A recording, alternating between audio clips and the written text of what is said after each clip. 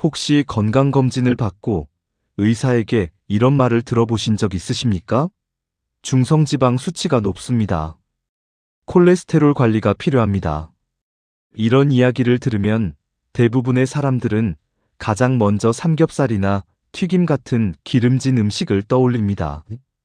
그래서 고기를 줄이고 기름진 음식만 피하면 혈관 건강을 되찾을 수 있을 것이라고 생각합니다. 하지만 정말 그럴까요? 의외로 혈관 건강을 무너뜨리는 원인은 우리가 매일 먹는 밥과 빵, 국수, 떡 같은 탄수화물일 수도 있습니다. 더 놀라운 사실은 많이 먹고 남은 탄수화물이 단순히 살만 찌우는 것이 아니라 혈액 속 지방의 균형을 무너뜨리고 혈관에도 부담을 줄 수 있다는 것입니다. 오늘은 왜 과도한 탄수화물 섭취가 혈관 건강에 치명적인 영향을 미치는지, 그리고 건강한 혈관을 위해 우리가 어떤 식습관을 가져야 하는지 함께 자세히 알아보겠습니다.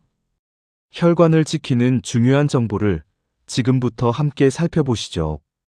과연 우리가 오해하고 있던 혈관 건강의 진실은 무엇일까요?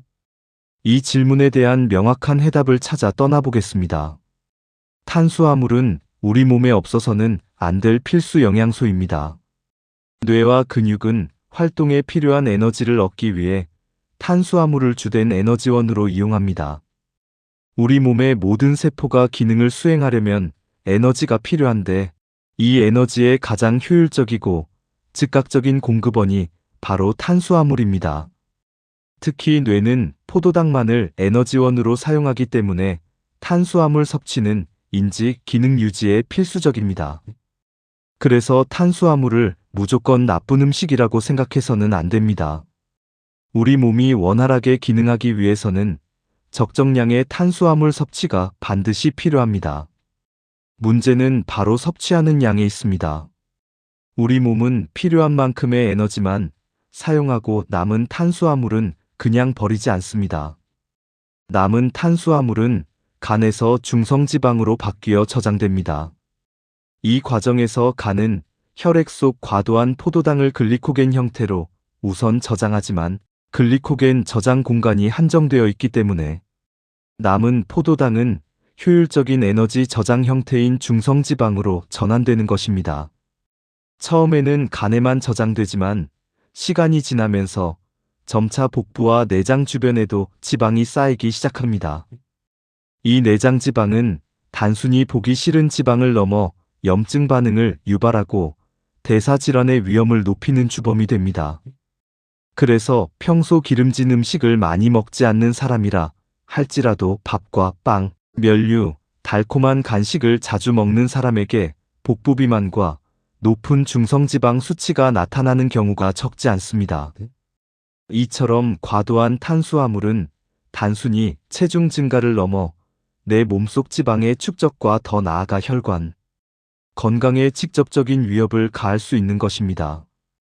따라서 탄수화물 섭취량을 조절하는 것이야말로 혈관 건강을 지키는 중요한 첫걸음이 됩니다. 중성지방이 많아지면 혈관에도 좋지 않은 변화가 시작됩니다. 혈액 속 지방의 균형이 깨지면서 특히 작은 크기의 저밀도 콜레스테롤이 늘어날 수 있습니다. 이 작은 LDL 입자는 일반적인 LDL 콜레스테롤보다 더 위험하다고 알려져 있습니다. 그 이유는 무엇일까요? 이런 작은 입자의 콜레스테롤은 혈관벽 안으로 더 쉽게 침투하고 산화되기 쉬워 동맥경화 위험과 직접적으로 관련이 있는 것으로 알려져 있습니다.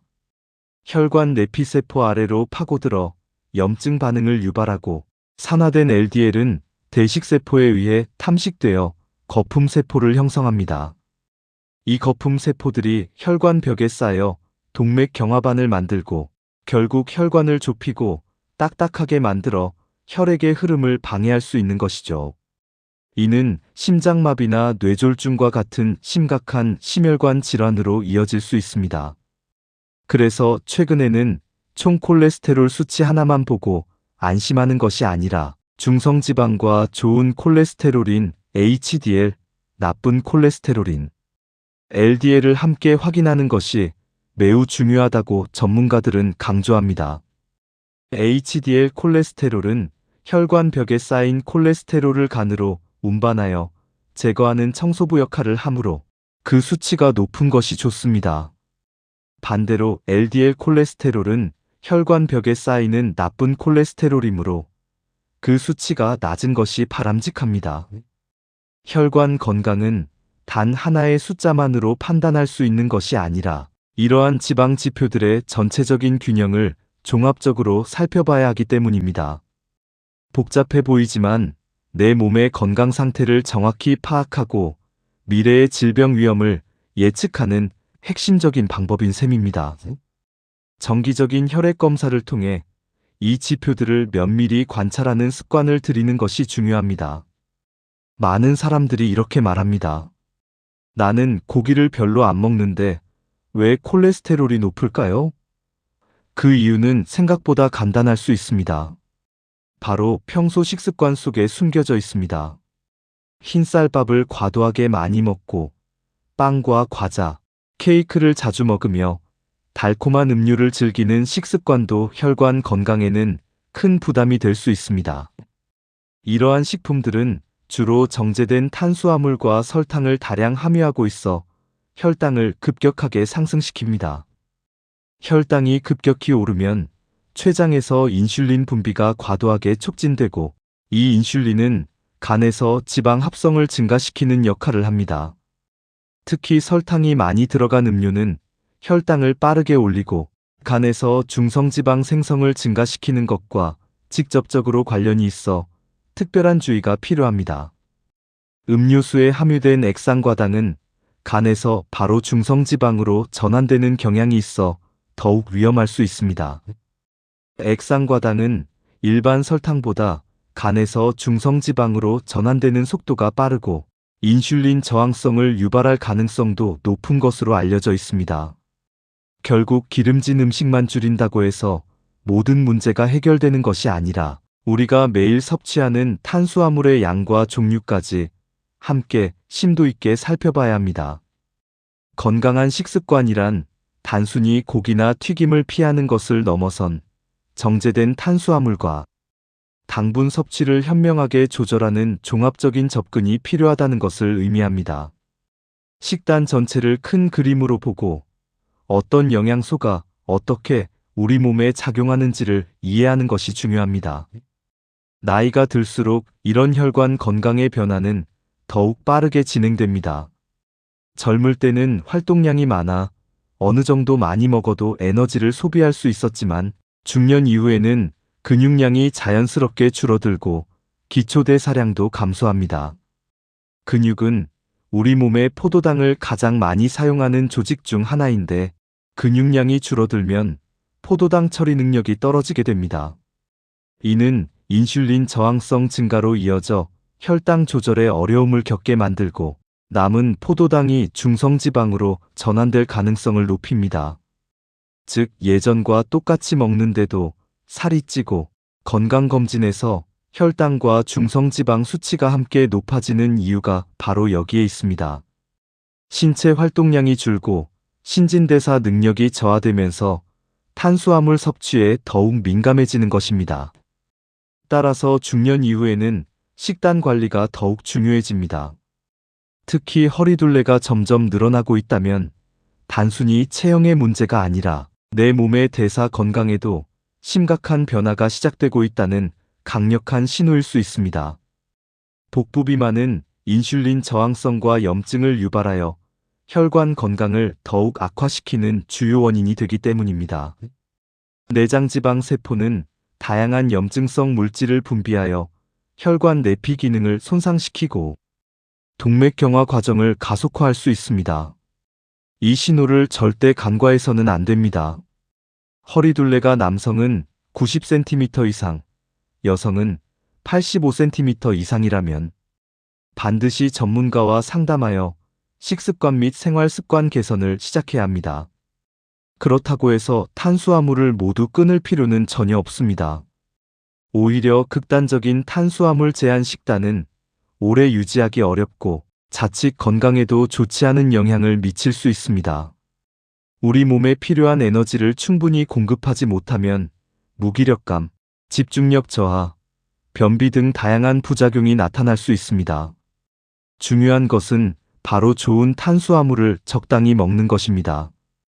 좋은 탄수화물이란 식이섬유가 풍부하고 정제되지 않은 형태의 탄수화물을 의미합니다.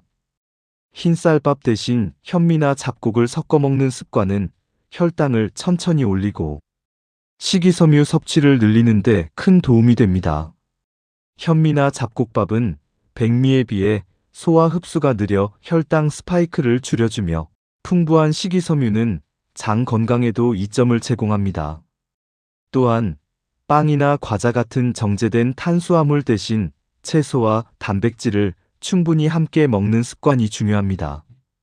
채소는 비타민, 미네랄, 식이섬유가 풍부하여 포만감을 주면서도 칼로리가 낮고 단백질은 근육 유지와 회복에 필수적이며 포만감을 높여 과식을 방지하는 데 도움을 줍니다. 식이섬유가 풍부한 음식은 혈당이 급격히 오르는 것을 줄여줄 뿐만 아니라 장내 미생물 환경을 개선하여 전반적인 건강 증진에 기여합니다. 또한 포만감도 오래 유지시켜 과식을 예방하는 데 효과적입니다. 통곡물, 채소, 과일 등에 함유된 복합 탄수화물은 우리 몸에 에너지를 지속적으로 공급하면서도 혈당 관리에 이점을 제공합니다. 식단에 다양한 색깔의 채소를 포함시키고 과일은 적당량 섭취하며 견과류나 콩류와 같은 식물성 단백질원을 활용하는 것도 좋은 방법입니다. 이처럼 균형 잡힌 식단으로 좋은 탄수화물을 현명하게 섭취하는 것이 중요합니다. 식사하는 방법 또한 혈관 건강에 매우 중요한 영향을 미칩니다. 식사 시 채소를 먼저 먹고 그 다음 단백질 반찬을 먹은 뒤 마지막에 밥을 먹는 순서로 식사하면 혈당이 급격히 오르는 것을 막는 데 도움이 됩니다. 이른바 거꾸로 식사법으로 불리는 이 방법은 먼저 식이섬유가 풍부한 채소를 섭취하여 포만감을 높이고 혈당 흡수를 늦추는 효과를 가져옵니다. 이어서 단백질을 섭취하면 소화 과정에서 포도당 흡수 속도를 더욱 지연시키고 마지막으로 탄수화물을 섭취함으로써 혈당 스파이크를 최소화할 수 있습니다. 이는 인슐린 저항성을 개선하고 혈당 변동폭을 줄이는데 매우 효과적인 전략입니다. 음식을 천천히 씹는 습관도 매우 중요합니다. 너무 빨리 먹으면 뇌가 포만감을 느끼기 전에 과식하기 쉽고 혈당도 빠르게 올라갑니다. 우리 뇌가 배부름을 인지하는 데는 약 20분 정도의 시간이 필요하다고 알려져 있습니다. 따라서 식사 시간은 최소 20분 정도 여유를 갖고 천천히 그리고 즐겁게 식사를 하는 것이 좋습니다. 한 입 먹고 수저를 내려놓거나 식사 중 대화를 나누는 등의 작은 습관이 도움이 될 수 있습니다. 또한 식사 중에는 물을 충분히 마셔서 소화를 돕고 포만감을 높이는 것도 좋은 방법입니다. 이처럼 식사 순서와 속도, 그리고 환경까지 조절하는 작은 변화만으로도 혈관 건강을 지키는 데 큰 차이를 만들 수 있습니다. 이러한 식사 습관은 단기적인 혈당 조절뿐만 아니라 장기적인 대사 건강에도 긍정적인 영향을 미칩니다. 식사 후 가볍게 걷는 습관도 혈관 건강에 큰 도움이 됩니다. 밥을 먹고 바로 눕기보다 10분에서 20분 정도 천천히 걸으면 혈당 조절과 중성지방 관리에 도움이 될 수 있다는 연구 결과들이 많이 있습니다. 식후 활동은 혈액 속 포도당이 에너지로 더 빨리 사용되도록 돕고 근육세포가 포도당을 더 효율적으로 흡수하게 하여 혈당 수치를 낮춥니다. 또한 혈액 내 중성지방 수치가 급격히 오르는 것을 억제하고 지방 축적을 줄이는 효과도 기대할 수 있습니다. 굳이 거창한 운동을 할 필요는 없습니다. 헬스장에 가서 격렬하게 운동하는 것만이 운동이 아닙니다. 짧은 산책이나 가볍게 걷는 운동처럼 매일 꾸준히 실천하는 작은 습관이 혈관에는 더욱 큰 변화를 만들어줄 수 있습니다. 점심 식사 후 잠시 회사 주변을 걷거나 저녁 식사 후 가족과 함께 동네 한 바퀴를 도는 것만으로도 충분합니다. 엘리베이터 대신 계단을 이용하거나 한 정거장, 미리 내려 걷는 등의 생활 속 작은 실천들을 꾸준히 이어가는 것이 중요합니다.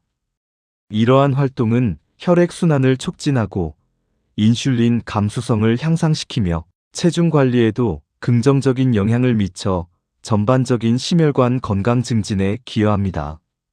운동은 혈관을 튼튼하게 만들고 혈관 내 노폐물 축적을 예방하는 가장 효과적인 방법 중 하나입니다. 또 하나 꼭 기억해야 할 것은 건강검진 결과를 제대로 해석하는 것입니다. 단순히 총 콜레스테롤 수치만 확인하고 정상이다라고 안심해서는 안 됩니다. 총 콜레스테롤 수치만으로는 혈액 속 지방의 구체적인 균형 상태를 파악하기 어렵기 때문입니다.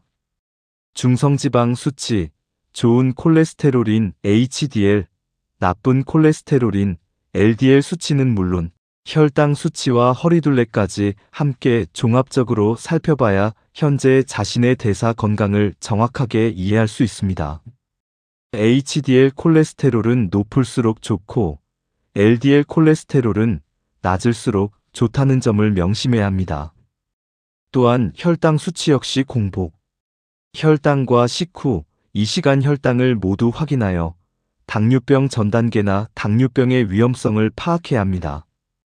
특히 중성지방이 높고 복부 비만이 함께 있다면 이는 지금의 식습관이 혈관 건강에 부정적인 영향을 미치고 있다는 강력한 경고이므로 식습관을 반드시 점검해 볼 필요가 있습니다.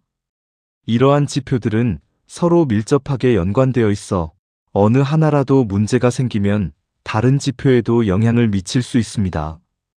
건강검진 결과는 현재 나의 몸 상태를 알려주는 중요한 지표이니 숫자의 의미를 정확히 이해하고 적극적으로 대처하여 미래의 건강 문제를 예방해야 합니다.